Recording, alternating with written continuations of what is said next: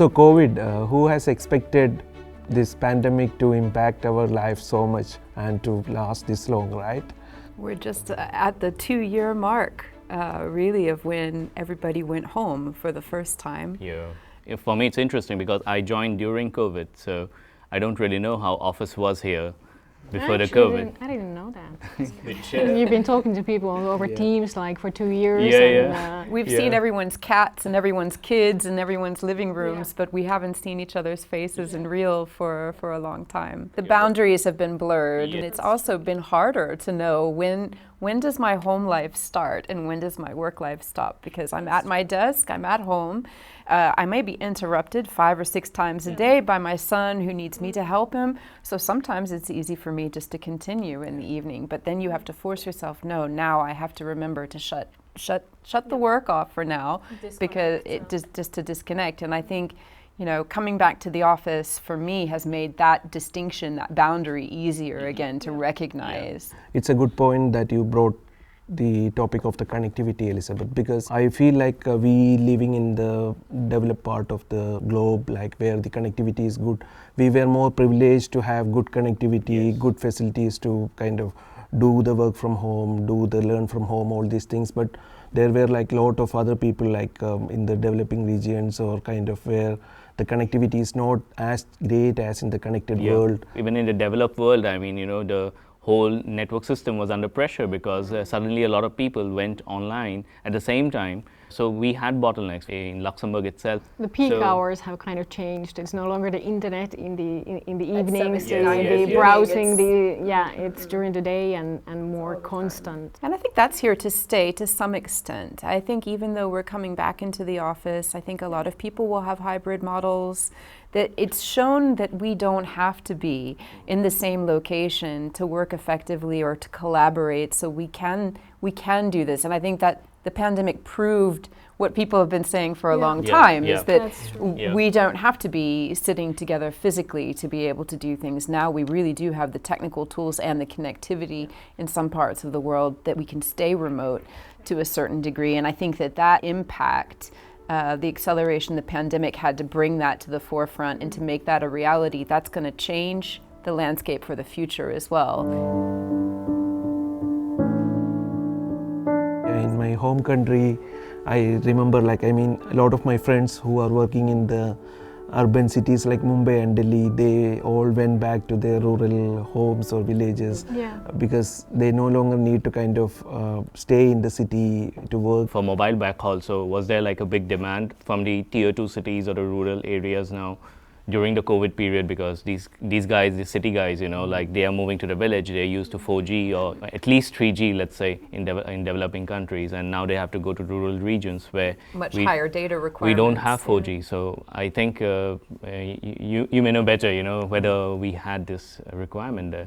Yeah, and that's exactly what happened. In fact, the traffic almost increased like 50% during this COVID pandemic, and a lot of our customers have come back to us asking for more capacity because we provide a lot of connectivity in areas like the islands, the Northern American region, in the Alaska region, where people live 800 kilometers away from the nearest fiber network. So we were kind of in a position where we could rapidly raise to the occasion and provide more connectivity to the people where they require.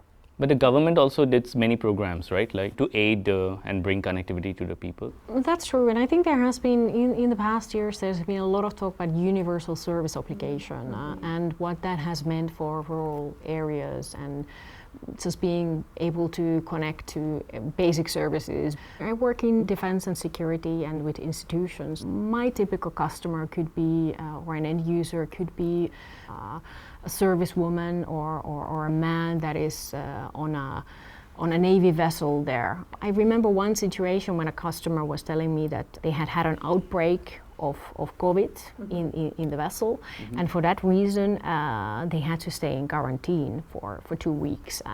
And I think at that point, when everybody was having sort of downtime and were not on an active mission, it made a big difference of being able to connect back home. It's easy to take that for granted when Yeah. you don't Yeah. work on It a vessel is. like that and you haven't It been is. put in Yeah. quarantine. So Yeah. it's really, I think, critical for people to be able to Yeah. reach their loved ones and just to have some sense of normalcy while being in Yeah. such a situation as well. It was time stopped. I think the sector that got hit hardest when COVID came in. I think it started going back in somewhere in Feb 2020, when there was this Diamond Princess, a British ship, which kind of got marooned because of COVID off the coast of Japan, and thousands, in fact, were infected.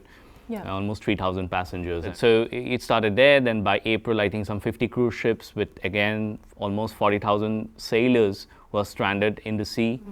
And I think the industry just screeched to a halt. I mean, when it was, I guess, end of May, and that was it for cruise. I mean, because governments, the regulations tightened down, and this is just cruise. I think Yeah. there was also a number almost 400,000 seafarers were out in the sea when this pandemic happened, and we in SES we saw a lot of ships getting subscribed to our Scala managed service platforms to get more connectivity. And for the merchant shipping seafarers, connectivity has become from more than a nice to have feature to a essential feature if they have to work in that ship. Do you feel that that's kind of a must-have now to attract talent within the commercial shipping field, that you have to offer connectivity, that's kind of become, I don't know, a cost of entry almost to be able to attract talent going forward, whereas maybe before it was a nice to have? You are actually talking about hitting that point, Elizabeth. Connectivity has become a major requirement, and in fact there has been a market demand because of all these requirements that COVID and all the other factors have brought in, but there has been also a technology push that happened to enable this connectivity to these shipping companies. For example, the satellite capacity, the innovations in the high throughput satellite systems, the cost effective capacity, the flexibility that we can provide, the innovations in the terminals, these have all made providing connectivity, satellite connectivity to the ships more and more affordable. So It's quite interesting. In fact, it's a bit funny that we expected always free Wi-Fi at hotels, or even in the restaurant that we go, we ask for a free Wi-Fi hotspot. But somehow at work or at the ship or in aircraft, we never asked about where's the password for the Wi-Fi at the hotspot. But I think this comes as an output of COVID now, because as we brought work to home, we also are taking the luxuries of home to our workplace. We expect those same luxuries. We expect the fiber connection when we are working on the ship, on the aircraft, or even if we are on an oil platform out in the sea. So we do expect that, that we will be able to connect with people. I think that's a good point, that it's coming from partially maybe from the COVID, but I think it was actually already there, but it's just the level of acceleration that came with the pandemic. I think it just was a kind of a catalyst to change, to kind of speed up that. Yeah, I don't think it's brought anything that wasn't already coming, but I agree with you completely that it accelerated. And if you look at, for example, oil and gas, there's been a lot of companies that have really been pushing digitalization and automating certain processes. But maybe that whole digitalization process has been sped up now. For oil and gas and energy in particular, when mobility got hit so hard, that was, it wasn't just mobility. Obviously, that had a huge impact on the demand in energy. The demand in oil plummeted by 9% in 2020. So at the same time, you could say, well, there's going to be less production, et cetera. And there was a decrease, I think, in terms of active units that went down about 7% in the pandemic. But also at the same time, I think instead of just shutting down production, it was also how can we cut costs and gain efficiencies and make things more automated, and also make sure that we don't put more staff on these rigs and offshore platforms than we absolutely necessarily need, because we're risking people's lives by putting them together. So again, there was kind of that, yes, it halted a lot of production and a lot of activity, but at the same time kind of spurred a little bit of this more need for connectivity and more need for automation and for not necessarily having people there on the ground. So it's an interesting, even though the segments are all very different, there is kind of a similarity in terms of that need for pushing more connectivity.